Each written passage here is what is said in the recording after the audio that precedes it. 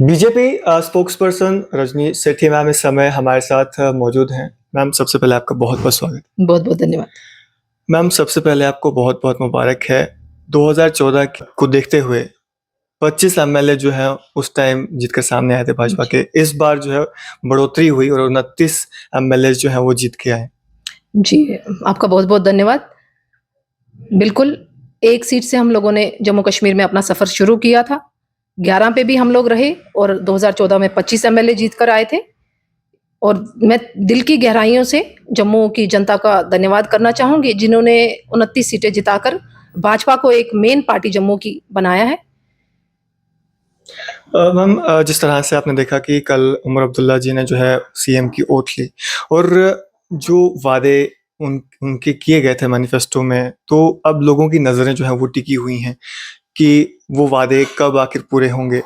तो क्या कहना चाहेंगे, किस तरह का काम जो है इस नई सरकार को करना चाहिए? जिस तरीके से उन्होंने रिस्पॉन्स किया है चुनाव के नतीजे के साथ ही, उन्होंने मोदी जी से निवेदन भी किया और धन्यवाद भी किया, क्योंकि कहीं न कहीं मोदी जी ने उनको मुबारकबाद दी थी चुनाव जीतने की। उन्होंने कहा कि हमें मोदी जी के साथ मिलकर काम करना है, केंद्र के नेतृत्व में ही हम काम कर पाएँगे, क्योंकि वो समझते हैं कि जो पावर्स हैं वो एलजी के पास हैं और मुख्यमंत्री होने के नाते उनको लगातार एलजी के संपर्क में रहना पड़ेगा और जो भी बेनिफिट या फंड वो केंद्र से ही अलॉट होगा, ये वो चीज़ समझ रहे हैं। उन्होंने बहुत सी बातें मैनिफेस्टो में की हैं, कुछ नेगेटिव हैं, कुछ पॉजिटिव भी हैं।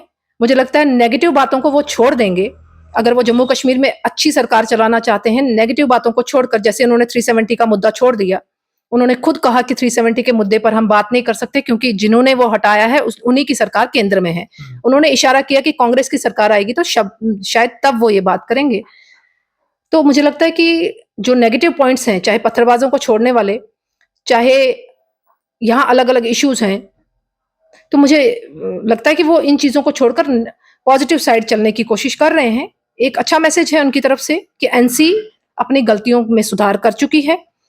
जो उन्होंने कहीं न कहीं कश्मीरी पंडितों का विस्थापन करवाया था 87-89 में, तो आज उनको उन गलतियों से शायद रियलाइज़ हो गया है कि कश्मीरी पंडित भी एक यहाँ का पार्ट है। आप लोगों ने स्टेटमेंट सुनी होगी कि डॉक्टर फारूक अब्दुल्ला भी बोल रहे हैं कि यहाँ अमन शांति का माहौल हो गया है और कश्मीरी पंडित वापस आ जाएँ। तो मतलब वो एक्सेप्ट कर रहे हैं कि मोदी जी के शासनकाल में पिछले 5 साल में बिल्कुल यहाँ पर शांति का माहौल है, टूरिज़्म बढ़ा है।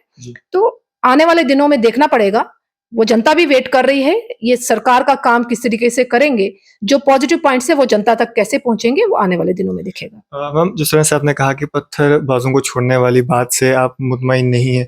उनका ये कहना है कि एक मौका जो है उनको दे दिया जाना चाहिए, ताकि वो भी सुधर कर जो है वो सामने आएँ और अपनी ज़िंदगी जो है वो जिएँ अपने परिवार के साथ। जहाँ देश हित की बात हो, जहाँ देश में जनता के साथ जो युवाओं ने गद्दारी की, जहाँ उनको देश से प्रेम ना होकर किसी पड़ोसी मुल्क से प्रेम होकर उनके कहने पर पत्थरबाज़ी की, तो मुझे लगता है ऐसे लोगों को रियायत नहीं बरतनी चाहिए। ये एक अच्छा मैसेज पूरी यूटी के लिए नहीं जाएगा। फिर तो कोई भी युवा कहीं पे भी कोई एक्टिविटी करेगा और कहेगा कि मुझे माफ़ कर दो, फिर तो कोई युवा मर्डर करके निकल जाएगा और कोर्ट में कहेगा जी पहला कत्ल मैंने किया है तो मुझे माफ़ कर दो। मुझे लगता है ऐसी कोई रियायत सरकार की तरफ से नहीं होनी चाहिए और इनकी तरफ से भी कोई सॉफ्ट कॉर्नर उनके लिए नहीं रहना चाहिए। पीर पंजाल रीजन की अगर बात करें तो वहाँ के जो पहाड़ी लोग हैं जिनको एससी स्टेटस जो है वो दिया गया, इसको लेकर भी काफ़ी जो विवाद देखने को मिला। ये कहा गया कि पहाड़ी लोगों ने जो है वो समर्थन नहीं किया। कई सारे लोगों ने जो है ट्वीट भी किए कि इनकी एसटी स्टेटस जो है वो वापस ले लिया जाना चाहिए, क्योंकि भाजपा को जिस तरह का समर्थन चाहिए था वैसा नहीं मिला। हालाँकि इससे पहले की अगर बात करें तो जो वोट मिलते थे उनमें और इस वाली ग्राफ में काफ़ी बढ़ोतरी है। जी। बिल्कुल सही कह रहे हैं आप, वोट परसेंटेज काफ़ी बड़ी है यहाँ पे जो राजौरी पुंछ वाली साइड। पहाड़ी स्टेटस देना, अलग-अलग तबके को स्टेटस देना, ये सरकार बनने के लिए मुझे लगता है केंद्र सरकार ने नहीं किया। अब एब्रोगेशन 370 के बाद अगर महिलाओं को उनके राइट मिले, वाल्मीकि समाज को मिले, तो क्या वो वोट लेने के लिए किए गए? क्या वो सरकार बनाने के लिए गए? बिल्कुल नहीं। वो चाहते थे कि जम्मू कश्मीर की जनता जो इतने सालों से 70 सालों से दुखी थी, जिनको उनके वोटिंग राइट्स नहीं थे, जिनको यहाँ पर रहने का हक नहीं था, उन्होंने उनको उनके राइट्स दिलवाए। क्योंकि कहीं न कहीं मोदी जी चाहते हैं कि सबको बराबरी का अधिकार मिले। जी। वाल्मीकि समाज को लाने वाली यही एनसी की सरकार थी, जिन्होंने वहाँ से उनको पंजाब से लाया और यहाँ सफाई कर्मचारी के तौर पे रखा। मगर उनको इतने सालों में वोटिंग राइट नहीं मिला। मैं एक दिन देख रही थी कि वहाँ की एक बच्ची कह रही थी कि मैं ओवर एज हो गई, मुझे स्टेट सब्जेक्ट नहीं होने के कारण मेरी नौकरी भी खत्म हो गई। तो कहने का मतलब ये है कि उनका दर्द अगर किसी ने समझा तो वो मोदी जी ने समझा। हम लोगों ने पहाड़ी स्टेटस इसलिए नहीं दिया कि हमें वहां से वोट मिले। हम लोग बराबरी का अधिकार देते हुए हर वर्ग को बराबरी मिले, उसके लिए पहाड़ी स्टेटस मिला है। तो मैम जिस तरह से बीजेपी के लीडर हैं जुल्फ़िकार अली चौधरी जी, उनकी बात करें तो उनके द्वारा स्टेटमेंट दिया गया कि राजौरी पुंछ को जो है वो यूटी बना देना चाहिए। जिस तरह से लद्दाख के लोगों ने मांग की यूटी की तो उनको यूटी मिल गया। हमें भी वैसे ही यूटी ही चाहिए राजौरी पुंछ। क्या कहना चाहेंगे? वो उनकी पर्सनल राय हो सकती है। मुझे नहीं लगता कि उन्होंने पार्टी के नेतृत्व में कोई ऐसी बात की है या उन पार्टी की तरफ से कोई उनको ऐसा डायरेक्शन मिली है।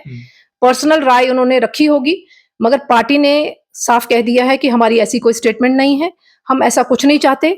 हम जम्मू कश्मीर को इकट्ठा देखना चाहते हैं, जिसके लिए हम लोगों ने इतने साल तपस्या की है। अगर हम लोगों ने ऐसा कोई डिसीजन लेना होता तो फिर तो कश्मीर काफी साल से डिस्प्यूटेड था, फिर तो हम उसको कब से अलग कर देते। मगर हमारे जो पूर्वज हैं, हमारे मार्गदर्शक जो हैं, जिन्होंने जम्मू कश्मीर के लिए शहादत दी है, श्यामा प्रसाद मुखर्जी, तो उनकी शहादत को हम वेस्ट क्यों जाने देंगे। कहीं ना कहीं जम्मू कश्मीर इकट्ठा रहे और हिंदू, मुस्लिम, सिख, ईसाई आपस में मिलकर रहें। हम लोगों का भाजपा की यही कोशिश है। तो मैम जिस तरह से अगर बात करें ऑपोजिशन की, तो जो पहले के समय में ऑपोजिशन हुआ करते थे और इस आज की जो ये विधानसभा चुनाव हुए यूटी के अंतर्गत हुए, अब यूटी है, तो इस ऑपोजिशन में काफ़ी अंतर जो है वो रहने वाला है। किस तरह की ऑपोजिशन जो है वो देखने को मिल सकती है? देखिए, पहली बात तो ये कि हम सेकंड लार्जेस्ट पार्टी हैं जो जम्मू कश्मीर में 29 हमारे एमएलए जीत कर आए हैं। अपोजिशन स्ट्रांग होगी। जो जनता के हित की बात नहीं होगी, उस पे हम अपोज करेंगे। जो जम्मू कश्मीर के हित की बात नहीं होगी, उस पे हम अपोज करेंगे। जो भारत के विरोध में कुछ कहेंगे, तो उस पे हम अपोज करेंगे। मगर एक अच्छा मैसेज जो मुझे कल देखा मैंने ओथ सेरेमनी में, मुख्यमंत्री के नाते उन्होंने भारत के संविधान की शपथ ली। पहले क्या होता था, जम्मू कश्मीर का अलग संविधान था, कहीं न कहीं अलग-अलग शपथ लेते थे। तो आज गाड़ियों में झंडा जो लग रहा है, वो सिर्फ भारत का लग रहा है। ये सब जो श्रेय जाता है, आदरणीय मोदी जी को जाता है।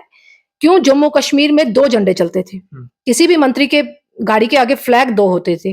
तो आज ये जो पॉजिटिव आप एटमॉस्फेयर देख रहे हैं, कहीं न कहीं ये मोदी जी की देन है और ये एक्सेप्ट एनसीबी कर रही है। बाकी रही अपोजिशन की भूमिका, आप लोग असेंबली में देखेंगे। अगर तो ये जनता की वेलफेयर के लिए काम करेंगे, जनता को स्कीम्स देने की बात करेंगे और खास तौर से जम्मू की जनता को भी बराबरी का अधिकार देंगे, तो अपोजिशन इनके साथ ठीक से चलेगा। बट जहां पर हमें लगेगा कि जम्मू की जनता को पहले की तरह दरकिनार किया जा रहा है, जब इनकी पिछली सरकारें रही हैं, जम्मू की जनता के साथ भेदभाव किया जा रहा है, तो इस समय जो है स्ट्रांग अपोजिशन है जो रिएक्ट करेगी असेंबली में। जम्मू की जनता के साथ भेदभाव की बात की, तो जब से पिछले 10 सालों की अगर बात करें तो जम्मू की जनता पे ही जो है वो जो भी चीज़ें आती हैं वो थोपी जाती हैं। जो कश्मीर रीजन है वहाँ पे इस तरह की चीज़ें नहीं देखी गई। तो आपको लगता है कि अब के बाद जो है ये चीज़, ये डिस्क्रिमिनेशन नहीं देखने को मिलेगा? भाई मेरे, मैं वही कह रही हूँ, जम्मू की जनता ही क्यों पिसे? मीटर का बिल होगा वो जम्मू की जनता भरेगी, बिजली के कनेक्शन होंगे वो जम्मू की जनता लगाएगी। तो अब मुख्यमंत्री जी को देखना पड़ेगा, जो यहाँ मीटर अगर 20 लगा रहे हैं तो वहां भी 20 मीटर लगवाइए। जो यहाँ पे काम हो रहे हैं वो वहां पे भी करवाइए। बाय हुक और बाय क्रुक अगर जम्मू की जनता से आप कुछ चीज वसूल रहे हैं, अगर आपने कल को लक्ष्य रखा होगा प्रॉपर्टी टैक्स का, अगर यहाँ पे वही जितने इनकम आप यहाँ से कलेक्ट करेंगे, मुझे लगता है वहां तो उससे ज्यादा कलेक्शन होनी चाहिए। तो उनको वो ट्रांसपेरेंसी रखनी पड़ेगी और पब्लिकली दिखाना पड़ेगा कि हम इतना फंड कश्मीर से इकट्ठा कर बैठे हैं, टैक्स इतना वसूल लिया हमने कश्मीर की जनता से और इतना ही हमने जम्मू की जनता से। तभी जम्मू की जनता सेटिस्फाइड होगी कि वो भेदभाव ना कर बराबरी का दर्जा दे रहे हैं। पार्टी अध्यक्ष रविंद्र रैना जी की हार को नौशहरा कॉन्स्टिट्यूएंसी सीट से किस तरह देखते हैं आप? क्या लगता है कहाँ पे कमियां रह गई थी? उस पे पार्टी संज्ञान ले रही है, पार्टी मंथन कर रही है, केंद्र भी देख रहा है और प्रदेश में हमारे नेता भी देख रहे हैं। उनकी अध्यक्षता में हम लोग 29 सीटें जीत कर आए हैं, ये भी सच है। वो अपनी सीट हारे हैं, ये भी सच है। वो किस कारण से हारे हैं, उसके ऊपर मुझे लगता है अध्यक्ष जी खुद भी मंथन कर रहे होंगे। क्या कमियां रही हैं 10 साल में, क्यों जनता ने वोट नहीं किया। तो डेमोक्रेसी की यही खूबी है जो काम लोगों के बीच नेता करता है तो वो जीत कर आता है, और जो कहीं कमी रहती है तो जनता भी उसको वोट ना देकर कहीं न कहीं एक मैसेज देती है कि आप जनता के बीच रहिए। तो देखने वाली चीज़ ये है कि हम लोग जम्मू कश्मीर में नंबर 1 पार्टी पे आए हैं। 26% के पोल परसेंटेज रही है बीजेपी की, 23% के करीब एनसी की रही है, और कांग्रेस की तो बिल्कुल ही खत्म है, क्योंकि जी। जम्मू की जनता ने एक निश्चय किया था कि कांग्रेस मुक्त जम्मू कश्मीर बनाएँगे। आप लोगों ने देखा कि 1 सीट जम्मू से आई है उनको, बाकी शायद रजौरी और कश्मीर से वो ले बैठे हैं, वो भी एनसी के बिहाफ पे उनको बेनिफिट मिला है। अपने पर्सनल उन्होंने कुछ नहीं किया था जम्मू कश्मीर में, सिर्फ बीजेपी को कोसने के सिवा। तो मुझे लगता है कि अध्यक्ष जी की समीक्षा वो खुद भी कर रहे होंगे। आने वाले दिनों में आप देखेंगे कि उसपे भी आप लोगों को सामने आएगा कि क्या वजह रही है उनके हारने की। इस हार की वजह से उनका काफ़ी मज़ाक भी उड़ाया गया क्योंकि पार्टी के अध्यक्ष जो हैं वो हैं अभी। जी। देखिए, राजनीति यही है, डेमोक्रेसी यही है। यहाँ प्रधानमंत्री मोदी जी का भी मज़ाक कांग्रेस उड़ाती रही है। तो इसमें हमें घबराने की ज़रूरत नहीं है, अपने पे मंथन करने की ज़रूरत है कि हम में क्या कमियाँ रही हैं। अगर हम में जनता कुछ कह रही है, तो क्या कहना चाहती है, तो जनता की अपेक्षाओं को समझना पड़ेगा। जी, तो जम्मू की जनता ने जिस तरह से भाजपा पे भरोसा जताया, जो मैंडेट मिले उनको जिता के सामने लाया, तो उनको उम्मीदें हैं कि अब जो जीते हुए कैंडिडेट्स हैं वो उनके लिए ज़रूर कुछ ना कुछ करेंगे। तो कहीं ऐसा तो नहीं होगा कि उनकी उम्मीदों में जो है वो पानी फिरेगा? बिल्कुल नहीं। मैं जम्मू की जनता का मैंने फिर से धन्यवाद कर रही हूँ। उन्होंने हम पर भरोसा रखा, क्योंकि उनको पता है कि जब सरकार नहीं थी बीजेपी की, तब भी बीजेपी उनके साथ खड़ी थी। चाहे प्रोटेस्ट होते थे, सड़क पर घेराव होता था, सेक्रेटरीट का घेराव होता था, लाठीचार्ज होता था, बीजेपी का कार्यकर्ता ही सड़क पर होता था, कांग्रेस कहीं नहीं दिखती थी। तो क्योंकि वो मलाइयाँ खाने के लिए और सरकार में ही लगातार रही है, बीजेपी को तो कुछ समय 2 ढाई साल का ही समय मिला सरकार में रहने का। हम लोग अपोज़िशन में ही रहे हैं लगातार।